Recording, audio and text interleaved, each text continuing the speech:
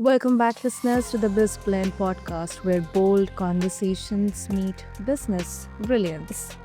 I'm your host, Sana, and today we are diving into one of the most misunderstood and most mission critical parts of growing a successful company: casting a clear, compelling vision.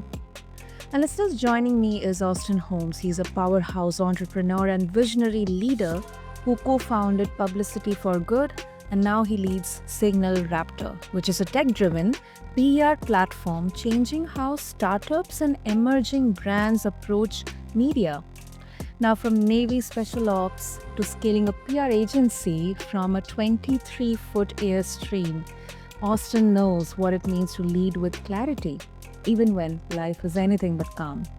So, to all the listeners out there, if you are stuck in the day to day grind of your business or you feel like your team is rowing in different directions, this episode is your compass. So, with that, let's quickly dig in.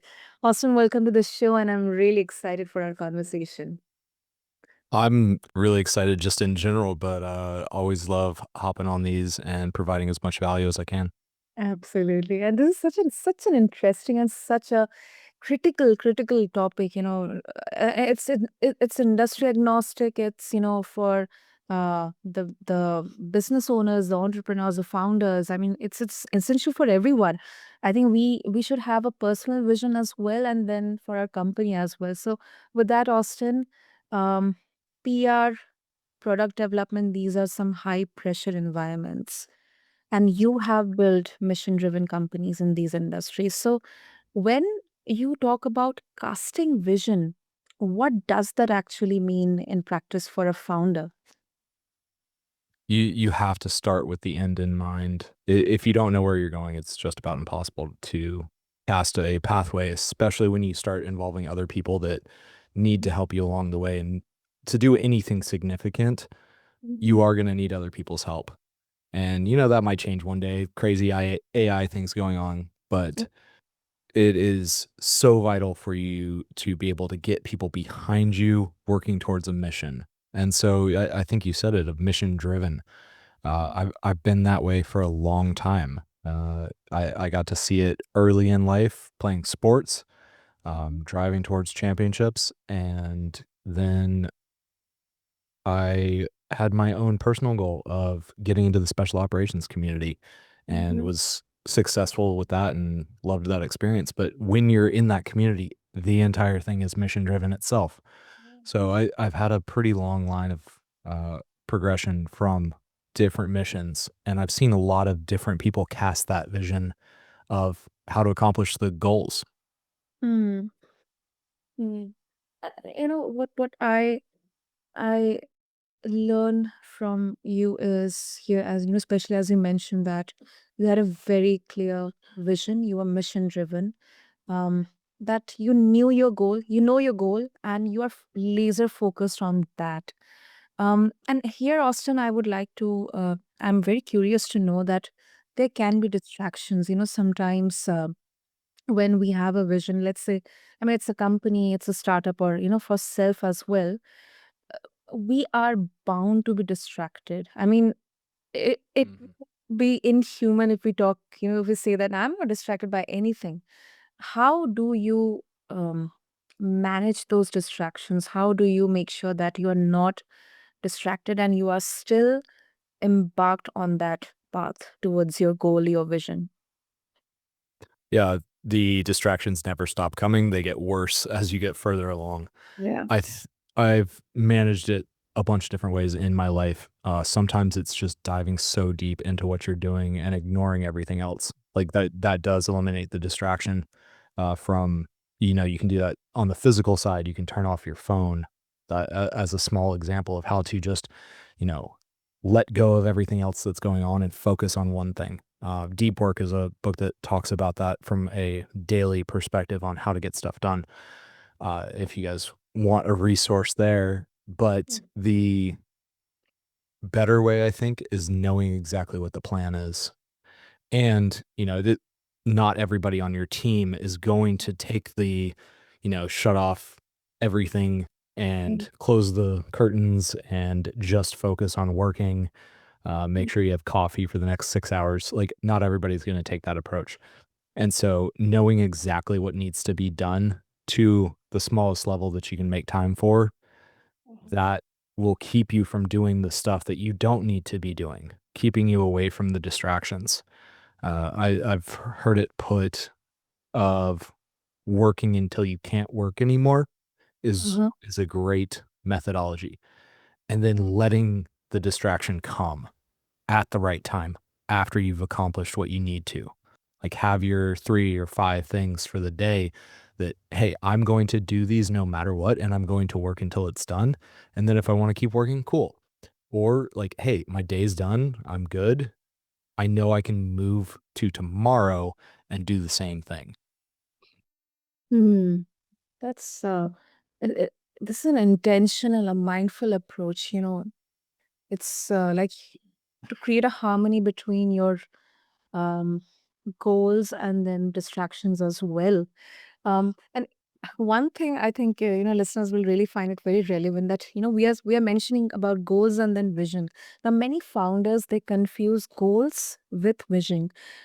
So, uh, what exactly is the foundational difference between both of them, Austin, according to you? Yeah, I can compare it, and then I'll go deeper into it. We have an onboarding document that asks a couple questions, and, 2 of the questions are, "What are your top 3 things for the day?" Kinda like what I just talked about. The other one is, "What is your intention for the day?" I think the same lesson, because when we ask the intention question, it's, what can you look back at today and say that it was a successful day because this? Like, you can't put "be a good leader" on a checklist very Mm. easily, but you can set that on your intention for the day and look back at the end of the day and say, "Hey, yeah, I was a good leader today." And I think goals versus vision act in much the same way. You might not be able to check off whether you've accomplished the vision for the day. Like, it might not have a metric associated with it. But if you're looking back at it a year after and you say, "Yes, we accomplished our vision. We made an impact in the world. We rescued whatever." That because how do you measure making an impact in the world? You can measure it with goals Yeah. and having numbers behind those, but it's like, "Hey, we, you know, provided 100,000 people with water, Mhm. or we dug 50 wells." Like, those would be on a water type, I'm blanking on the word, helping people. Yeah. So, uh, but, Community based. k looking at the vision side of that, it's like, "Hey, we want to make it water more accessible for more people." Like, that might be your mission statement or your vision statement. And I know there's, like, corporate ways of forming both those and having intention behind them. Um, but I think another way to look at that side of it, of mission versus vision, is internal versus external. Like, okay, for us, our mission is to serve our clients, but from the vision side, it's how do we change the media landscape? How do we change the PR industry to get more voices out there? That's a really hard thing to measure, and uh, by the time we accomplish that, the entire landscape has changed, and so you're not even measuring the same thing at the beginning versus the end. Absolutely. I mean, goals can be short term or long term, but the vision, should it be constant or it can change according to the conditions, the circumstances? I think it should change. I think part of a vision is guiding people towards moving forward. One of our core pillars in our business and our life really is growth. Okay. And, a lot of people compare this in the learning space, lifelong learning. Hmm. And I think that is a constant moving target. And in this case, it would be updating your vision constantly. If you're sticking with the same vision and if you accomplish the vision, this is the scary part. You accomplish your vision and then you don't have a vision anymore. So, it is a moving target. And sometimes, things change. you make a realization, hey, maybe that's not even what I actually want. Mm. Maybe you get halfway and you say, this is not a good place to go. Mhm. There's tons of guys who their goal is like, hey, I just want to make a lot of money. Well, when you get there, half of the time, those guys end up saying, hey, this isn't even like a worthy goal. Like it's helped me do stuff and it's helped me live a good life and helped me help a lot of other people. But is that what's important? Mm. And I think that's a great question to start with your vision is, what is important? And that's going to change for everyone. Yeah, definitely. Definitely. That definitely makes sense, Austin. And now, since you are in PR, tech driven PR, it's right. Communication is at the heart of the entire PR industry. So, um, what are some of the biggest mistakes that you see entrepreneurs or founders make when they're trying to communicate their vision? Like, let's say, either to investors or team members or the media. They give up. That's the short answer is Mhm. they give up too soon. Okay. And sometimes somebody is never going to see your vision. We always run into this with family members. We have this great idea and everybody else is like, oh, that sounds awesome. And then you talk to your family and they're like, you're crazy, bro. And I think that happens in the marketplace in the same way of you might talk to 100 people and not have anybody support you in your vision. That doesn't make the vision bad. Sometimes that's a good thing. Sometimes it takes you talking to 10,000 people or 100,000 people to find somebody to back you and help you along in that vision. And so giving up when you're communicating what you want to accomplish, that is something that we see often. And it's even with, we work with a lot of food and beverage products. Mm. And some of the best ones, like the best product, just gave up and they stopped before they hit that mark of getting their message out to the world so that people knew who they were, that they found out, wow, this is an amazing company doing amazing things, helping people, and they have an amazing product, and they stopped. Mm. And, money is an excuse a lot of times with that. There is so much money out there. Sometimes it is just personal life stuff of, you know, asking the question, is this still important to me? Now, Mm. the vision for the brand might not coexist, or it might not end up coexisting with your vision for your life. So, everybody has to make that determination, on the individual level first. And then the easiest way to go find other people to help you with your vision for whatever you're working on is to share that vision and find out what their vision is. And then you can find the alignment between the two.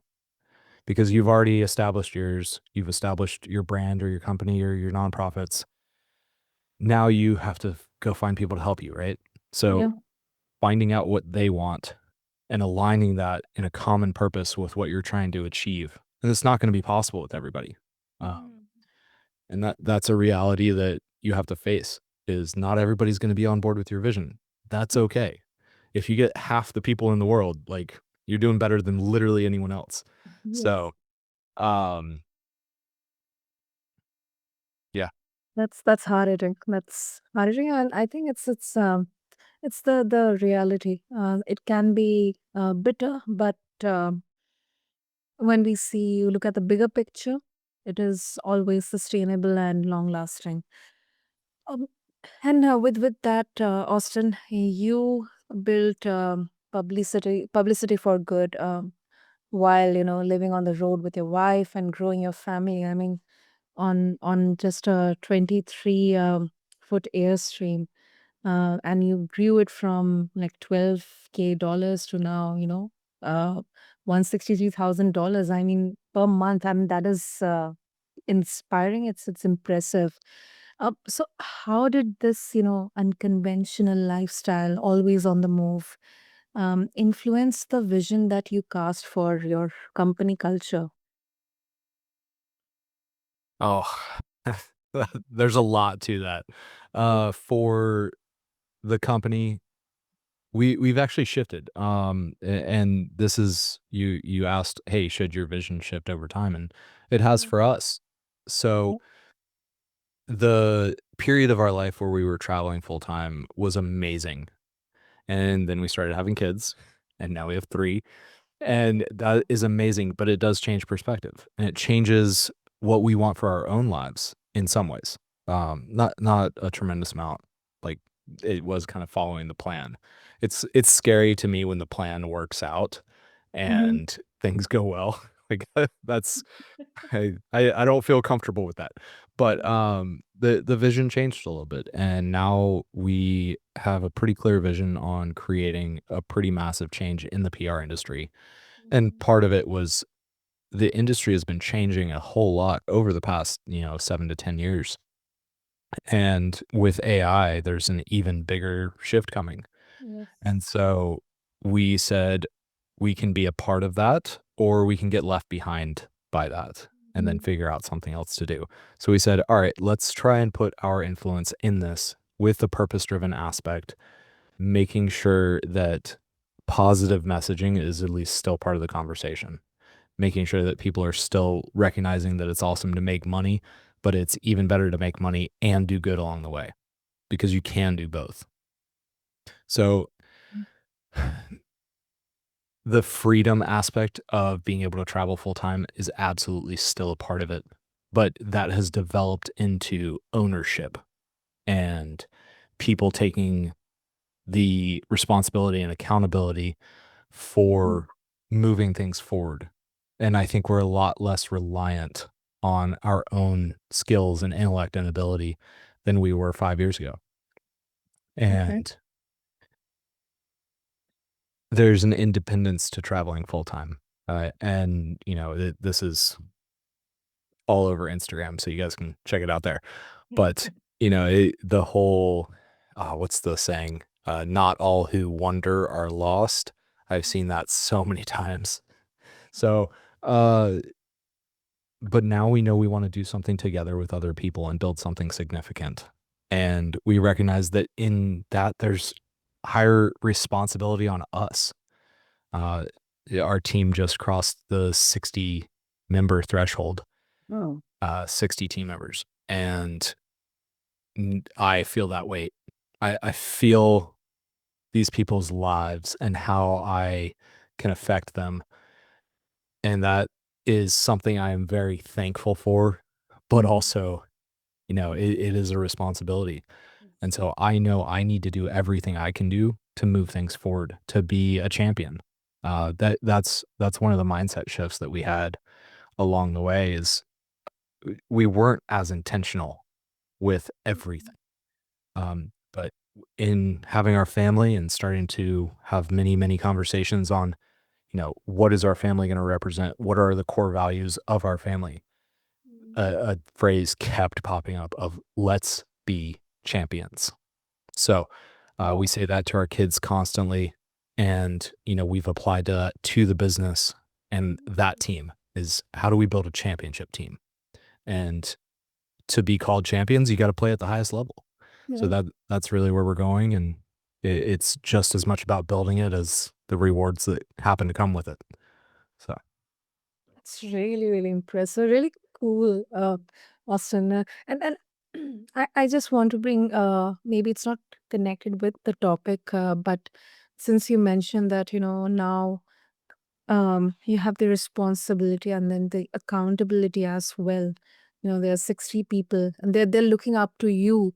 You have your family. I mean, um, and being an entrepreneur, a founder, it's not an easy feat. It requires a lot of mental, physical tenacity, lot of ups and downs. I mean, it's not easy. So, um, do you have any non-negotiables? Because you also come from a very high stake background, Navy special ops. So, do you have any non-negotiables when it comes to handling very stressful situations? When you are kind of unable to figure out anything. I mean, how do you calm and compose yourself? Another really, really deep question. The non-negotiable side, there are some there, and our coach is David Meltzer, and he talks about non-negotiables constantly. So he would probably get on me for not having. Well, I mean, he wouldn't because he's just better than we are. But having non-negotiables is critical.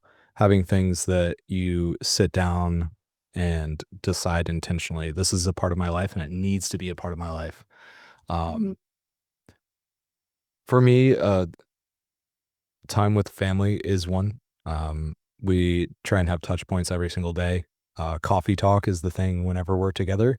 We try and have coffee talk in the morning. Even if it's for 10 seconds, we say what's going on and just having that common touch point. So that's one that has worked for us. There's so many more to develop, but I mean, the I forgot what was the other half of the question? Yeah, I mean, when you are, let's say, dealing with a very um, tricky Yeah. situation, yeah, problem situation, So how do you calm yourself? when it comes to stress management, Yep. I've been good at this for a long time, but I've helped Heather develop hers, and so I have perspective, internal and external. Mhm. The repetitions that you have in something greatly determines how comfortable you are with it. Uh, Mhm. having confidence and knowing what you're doing helps you eliminate stress. Not eliminate stress, but it greatly lessens it in those Yes. moments. Being able to deal with it is a practice of its own. And there's a lot of methodologies that people use for managing stress. Breathing is one of the most powerful that everybody can do. Um, taking that half second and taking the extra breath, then refocusing. One that I've been focusing on for my own development recently has been taking the emotion out of it. Like, Mhm. this is more so on the business side, but Mhm. taking the emotion and saying, if this is a money problem, this is just a money problem. It can be fixed with dirty paper. Um, if it's a relationship problem, so much of that can be solved through communication. Yep. And an easy thing to do to fix some of that is get better at communicating, which takes work, Mhm. which takes consistency. True. And that eliminates a lot of the stress of those situations. Um, and so I guess my point is it does depend on the situation because the way that we handled explosive problems is different than I handle a personnel problem. And it's about being prepared. It's about having those reps under your belt. It's even just having the knowledge. If you don't even know how to handle the situation, there's so much information available now from so many different sources. Go and explore some of them, and don't be afraid to um, try a bunch of different stuff. So, uh, as far as like handling real stress, like when it gets really bad, um, gratitude is probably the most powerful tool. Mm. Uh, one of our friends that we were in a group with a while ago, he has a great methodology of when you are in a stressful situation, find something to be thankful for. True. And my favorite example he had is I'm thankful for the baby that is screaming on the airplane behind me because it Mhm. means that I can hear and my ears are working. Wow. Uh, reframing stuff is such Yeah. powerful. And gratitude is definitely the direction to go with it. It, That removes a lot of stress by itself. it is. It is. I mean, in fact, I would also say that, oh my goodness, not again, not again. But it's such a creative, such a good way of reframing. Um, and that's really good one that you shared, Austin. Um, and before we wrap up, I love that clarity, and I can see, I believe that. much of your inspiration definitely comes from your time in the Navy, special ops. So that clarity is absolutely, to learn something from. So I recommend this for all of our listeners as well. And before we wrap up, of course, if our listeners they would like to connect with you, Austin, explore more about the work at Signal Raptor and about your journey as well, what would be the best way? You can find me on just about every social on or at a Austin Holmes. But you can also find our companies, Signal Raptor and Publicity for Good, all over the place, as well as my wife, Heather Holmes or Heather DeSantis, depending on the platform. Lovely, lovely. I'll make sure to mention all the details in the show notes for our listeners. And Austin, thank you so much for giving us such a grounded, um, growth focused with clarity lens on what it really takes to cast and keep a bold vision alive. Especially when right now we are in the ever evolving, fast moving world of PR and tech. So, thank you so much. This was really great. Thank you. And to all the listeners out there, if today's episode has sparked something in you, whether it's a desire to revisit your company's why or the courage to realign your team, don't let that insight slip away. Revisit your vision this week and ask yourself, is this something I say or something I live? You can learn more about Austin and his work at Publicity for Good and Signal Raptor. Just refer to the show notes along with this episode on your favorite podcast platform. Until next time, keep building boldly. This is BizBlend, and I've been your host, Sana. Thank you.